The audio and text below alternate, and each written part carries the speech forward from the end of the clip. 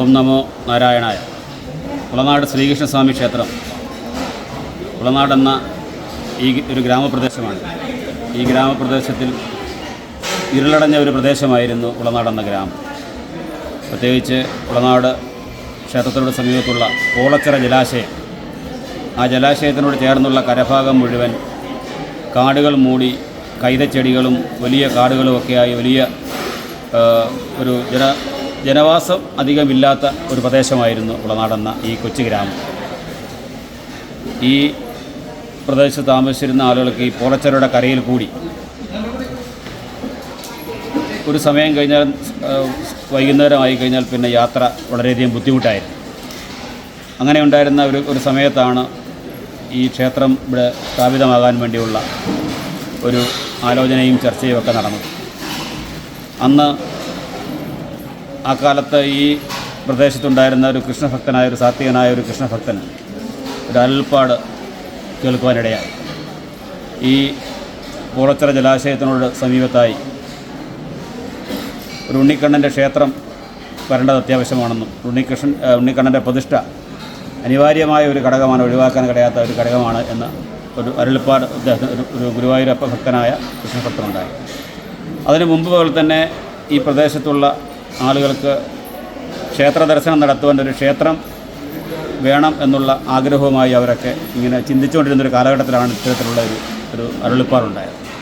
അതേ തുടർന്ന് ഈ നാട്ടിലുള്ള ആളുകളെയൊക്കെ ഭക്തരെ എല്ലാം ബന്ധപ്പെട്ടുകൊണ്ട് അങ്ങനെ ക്ഷേത്രത്തിന് രൂപം കൊടുക്കുവാൻ വേണ്ടി, ക്ഷേത്രം നിർമ്മിക്കാൻ വേണ്ടിയുള്ള പ്രാഥമിക നടപടികൾ ആരംഭിച്ച് ഈ ക്ഷേത്രം നിൽക്കുന്ന സ്ഥലം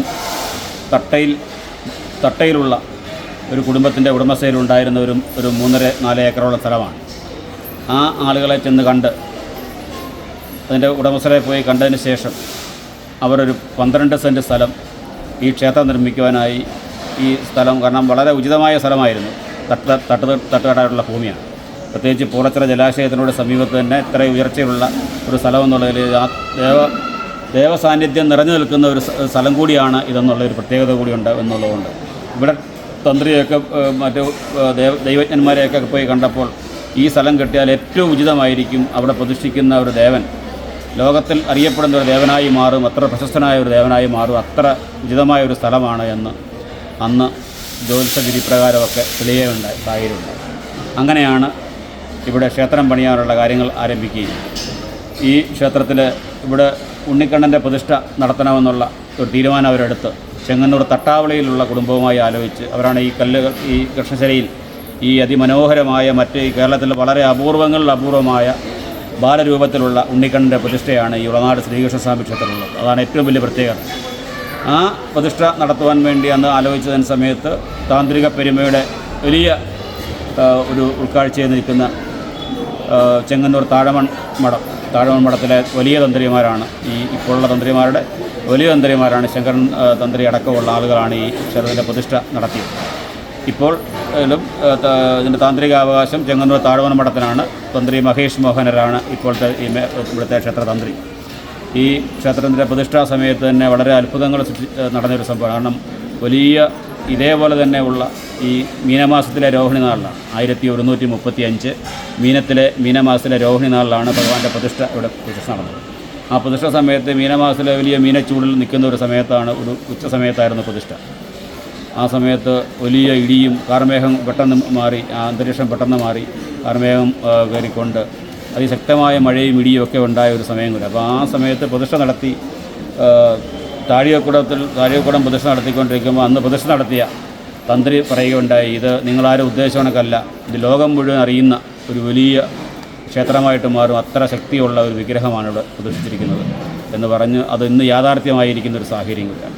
അപ്പോൾ അങ്ങനെ ആ ഉളനാട്ടിൽ ഈ പോളച്ചിറയിലുണ്ടായിരുന്ന ആൾക്കാർക്ക് നടന്നു വരാൻ കഴിയാതെ വന്നിരുന്നത് കായൽമാടൻ എന്നൊരു ഭീകരസത്വം ആ പോളച്ചിറയിൽ അധിവസിച്ചിരുന്നു എന്നാണ് അതിൻ്റെ ഒരു വിശ്വാസം. ആ കായൽമാടനെ അതിൻ്റെ ഉപദ്രവങ്ങൾ ഈ നാട്ടിലുള്ള ആളുകൾക്കൊക്കെ ഉണ്ടാകുന്നു.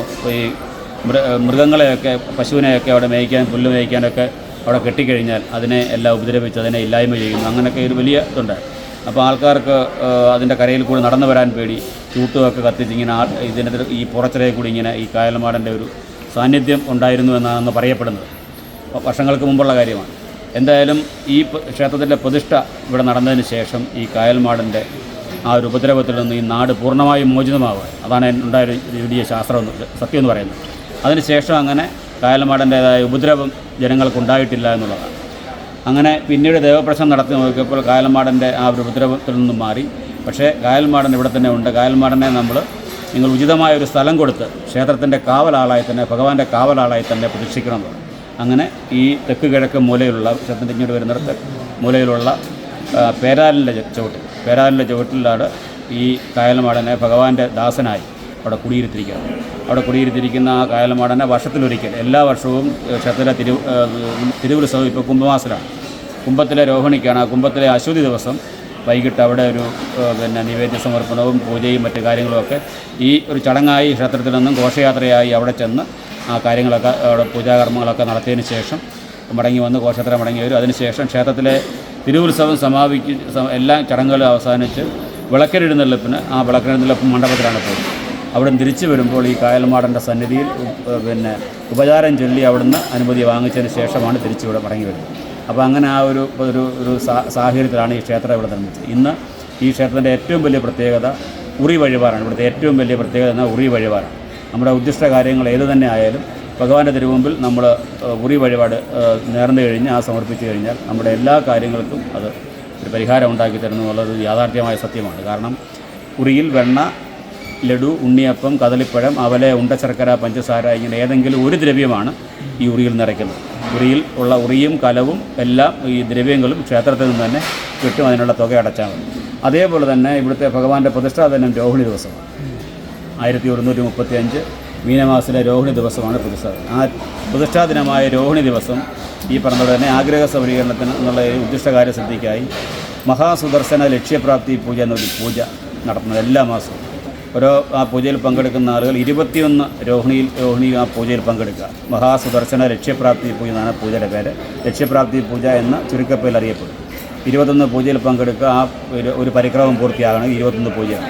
ഈ പൂജയ്ക്ക് ആവശ്യമായ മുഴുവൻ പൂജാദ്രവ്യങ്ങളും ക്ഷേത്രത്തിൽ നിന്ന് തന്നെ കൊടുക്കുന്നു എന്നുള്ള പ്രത്യേകത കൂടി ഈ ക്ഷേത്രമുണ്ട്. കാരണം ഈ കാര്യസിദ്ധി പൂജയ്ക്കുള്ള 100 രൂപ രസീത് എടുക്കുമ്പോൾ പൂജയ്ക്ക് ആവശ്യമായ തൂശനിലയും നുറുക്കലയും നെയ്യ് ഒഴിച്ചുള്ള നെയ്വിളക്കും, തീർത്ഥം ഉണ്ടാക്കാനുള്ള വാൽക്കണ്ടിയും സാമ്പ്രാണിയും കർപ്പൂരവും ചന്ദനവും ദക്ഷിണ സമർപ്പിക്കാനുള്ള വെറ്റില ഉൾപ്പെടെയുള്ള എല്ലാ പൂജാ ദ്രവ്യങ്ങളും ഭക്തരെ ഇവിടെ പായിട്ടിരുത്തിയതിന് ശേഷം അവരുടെ മുമ്പിലെത്തിക്കുന്നു എന്നൊരു പ്രത്യേകതയാണ്.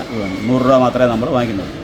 ഈ 21 പൂജയിലാണ് ഒരാൾ പങ്കെടുക്കേണ്ടത്. 21 പൂജ പങ്കെടുത്ത പൂജ കഴിയുമ്പോൾ ഒരു നാണയം അടങ്ങിയ പ്രസാദം കൊടുക്കും.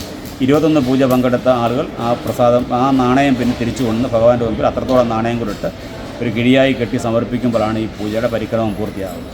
അതേപോലെ തന്നെ ആ പൂജ ദിവസം രോഹിണി പൂജ ദിവസം ഒരു പ്രത്യേകത ഉള്ളത് രോഹിണി ഊട്ടെന്ന് പറഞ്ഞ് അന്നദാനം അന്ന് കൊടുക്കുന്നുണ്ട്. അത് പ്രത്യേകമായി രോഹിണി ഊട്ടെന്നാണ് പേര്. രോഹിണിക്ക് പ്രത്യേകമായി ഭഗവാന്റെ പ്രസാദമായി എല്ലാവർക്കും ഊട്ട് കൊടുക്കുന്നത് വളരെ സദ്യയായിട്ട് തന്നെ കൊടുക്കുന്ന ഒരു പ്രത്യേകത മറ്റൊന്നും ഇല്ലാതെ അതെല്ലാം ഈ വഴിപാടാണ്. വഴിപാടുകാരിൽ നിന്നും കൃത്യമായിട്ടത് ശേഖരിച്ച് നമ്മളത് രോഹിണി ഊട്ടായി കൊടുക്കുന്നു. അങ്ങനെ മറ്റ് ക്ഷേത്രങ്ങളിൽ നിന്നും വ്യത്യസ്തമായുള്ള ഒരു പ്രത്യേകതയാണ് ഈ ഉറി വഴിപാടും മഹാസുദർശന ലക്ഷ്യപ്രാപ്തി പൂജ. ഇന്ന് മഹാസുദർശന ലക്ഷ്യപ്രാപ്തി പൂജയിൽ ഏതാണ്ട് 6000-ലധികം ആളുകളാണ് പങ്കെടുത്തുകൊണ്ടിരിക്കുന്നത്. ഇപ്പം ഈ ക്ഷേത്രത്തിൻ്റെ 4 ചുറ്റിനും ക്ഷേത്രത്തിൻ്റെ മുൻവശത്തെ മൈതാനത്തും അന്നദാന മണ്ഡപത്തിലടക്കം എല്ലാ സ്ഥലങ്ങളിലും തിങ്ങി നിറഞ്ഞ ആളുകളിലേക്കാണ്. കേരളത്തിലെ കാസർഗോഡ് മുതൽ തിരുവനന്തപുരം വരെ 14 ജില്ലയിൽ നിന്നുള്ള ഭക്തരാണ് ക്ഷേത്രത്തിൽ വന്നത്. പിന്നെ ഞായർ, വ്യാഴം ദിവസങ്ങളിൽ നല്ല പ്രത്യേകതയുണ്ട്. ഞായർ ദിവസങ്ങളിലും എല്ലാം ഉറി വഴിപാടിനൊക്കെ എല്ലാ ദിവസവും ഉറി വഴിപാടുണ്ടെങ്കിലും എല്ലാ മാസവും രോഹിണി ദിവസവും ഈ സ്പെഷ്യൽ പൂജ നടക്കുന്നതിനാൽ ആ തിരക്ക് വരികയാണ്. അന്ന് നമുക്ക് രാവിലെ ഉറി വഴിപാട് നടത്താൻ കഴിയത്തില്ല. ബാക്കി എല്ലാ ദിവസവും രാവിലെ 7 മണി മുതൽ 10 മണി വരെയും വൈകിട്ട് 5:30 മുതൽ 6:15 വരെയാണ് ഉറി വഴിപാട് സമർപ്പിക്കുന്നത്. അങ്ങനെ ഈ ഉറി വഴിപാട് സമർപ്പിക്കുന്ന ആളുകൾക്കും ഈ ലക്ഷ്യപ്രാപ്തി പൂജയിൽ പങ്കെടുക്കുന്ന ആളുകൾക്കും ഭഗവാന്റെ അനുഗ്രഹം പറഞ്ഞറിയിക്കാനൊക്കാത്ത അനുഗ്രഹമാണ് ലഭിച്ചുകൊണ്ടിരിക്കുന്നത്. പ്രത്യേകിച്ച് എല്ലാ കാര്യത്തിനും നമ്മുടെ വ്യക്തിപരവും കുടുംബപരമായ ഏത് കാര്യത്തിനും ഈ ഉറി വഴിപാടും ലക്ഷ്യപ്രാപ്തി പൂജയും ആണ് പരിഹാരമെന്ന് പറയുന്നത്. പ്രത്യേകിച്ച് എടുത്തു പറയേണ്ട കാര്യങ്ങളാണ് സന്താന സൗഭാഗ്യമില്ലാത്ത ആളുകൾ. ഈ പൂജ തുടങ്ങിയതിന് ശേഷം വിപുലമായി പൂജ തുടങ്ങിയതിന് ശേഷം ഏതാണ്ട് 5 വർഷത്തിനുള്ളിൽ 2700-ലധികം കുടുംബങ്ങൾക്കാണ് സന്താന സൗഭാഗ്യം കൈവരിച്ചത്. വിവാഹശേഷം 5 വർഷം മുതൽ 23 വർഷം വരെ സന്താന ഭാഗ്യങ്ങളില്ലായിരുന്ന ആളുകളുടെ ലിസ്റ്റ് നമ്മൾ ലിസ്റ്റൊന്നും പ്രത്യേകം തയ്യാറാക്കിയിട്ടില്ലെങ്കിൽ പോലും ഈ അനുഭവസ്ഥർ വന്ന് പറഞ്ഞത്. അപ്പോൾ ഇതിൻ്റെ പരസ്യം ക്ഷേത്രത്തെ സംബന്ധിച്ച് ഞാൻ മറ്റ് പരസ്യങ്ങളൊന്നുമില്ല. പക്ഷേ അനുഭവസ്ഥരായ ഭക്തജനങ്ങൾ അവർ പരസ്പരം പറഞ്ഞറിഞ്ഞാണ് ഈ ക്ഷേത്രം അന്വേഷിച്ച്, ഇത്രയും ഗ്രാമപ്രദേശമായ ഈ ക്ഷേത്രം അന്വേഷിച്ച് ഭക്തരെ വന്നത്. ഇന്ന് ഈ ഉളനാട് എന്ന ദേശം ലോകം മുഴുവൻ അറിയുന്ന ഒരു ക്ഷേത്രമായിട്ട് മാറിയത്, ലോകം മുഴുവൻ അറിയുന്ന ഒരു നാടായിട്ട് മാറിയതും ഭഗവാന്റെ ഉളനാട്ടിലെ ഉണ്ണിക്കണ്ണൻ്റെ ഒരു പ്രത്യേക അനുഗ്രഹം തന്നെയാണ്. അപ്പം അങ്ങനെ ഉളനാട്ടിലെ ഉണ്ണിക്കണ്ണൻ്റെ പ്രത്യേകമായ അനുഗ്രഹം എല്ലാവരും ഇതിപ്പോൾ അതേപോലെ തന്നെ ക്ഷേത്രത്തിൻ്റെ അകത്ത് നാലമ്പലത്തിനുള്ളിൽ നമ്മൾ ഒരു അതിർവരമ്പ് നിശ്ചയിച്ചിട്ടുണ്ട്. ആര് വന്നാലും ഈശ്വര ക്ഷേത്ര ആരാധനയുമായി ബന്ധപ്പെട്ട് ക്ഷേത്ര പരിശുദ്ധി പാലിച്ച് ജാതിമത ഭേദമന്യേ ഏത് ഭക്തർ വന്നാലും അവർക്കെല്ലാം നമ്മൾ പ്രവേശനം അനുഭവിച്ചിട്ടുണ്ട്. അതാണ് ഏറ്റവും വലിയ പ്രത്യേകത. ഈ ലക്ഷ്യപ്രാപ്തി പൂജയിലും മുറി വഴിപാടിനുമൊക്കെ ക്രൈസ്തവരായ ആളുകൾ, മുസ്ലിംസായ ആളുകൾ ഉൾപ്പെടെയുള്ള എല്ലാ അതായത് വിശ്വാസികളായ ആളുകളെ ക്ഷേത്ര പരിശുദ്ധിയിൽ വരുന്ന മുഴുവൻ ആളുകൾക്കും ക്ഷേത്രത്തിനുള്ളിൽ പ്രവേശനം നൽകുന്ന ഒരു ക്ഷേത്രം കൂടിയാണ് ഇവിടെ എന്നുള്ള പ്രത്യേകത കൂടിയുണ്ട്. അതാണ് ഈ ക്ഷേത്രത്തിൻ്റെ ഏറ്റവും വലിയ പ്രത്യേകത. എല്ലാ ഇവിടെ ക്ഷേത്രത്തിലുള്ള നാട്ടിലെ ഉണ്ണിക്കണ്ണൻ്റെ അനുഗ്രഹം തേടി വരുന്ന എല്ലാവർക്കും ഉണ്ണിക്കണ്ണൻ്റെ അനുഗ്രഹം എത്രയും പെട്ടെന്ന് ലഭിക്കുന്നു എന്നുള്ളതാണ് ഒരു വലിയൊരു കാര്യം. 5:30 നട തുറന്നു കഴിഞ്ഞാൽ 10:30 അടയ്ക്കും. രാവിലെ പ്രഭാത പൂജ 8 മണിക്ക്, 10 മണിക്ക് ഉച്ചപൂജ. വൈകുന്നേരം 5:30 നട തുറന്ന് 7:30 നടയടയ്ക്കും.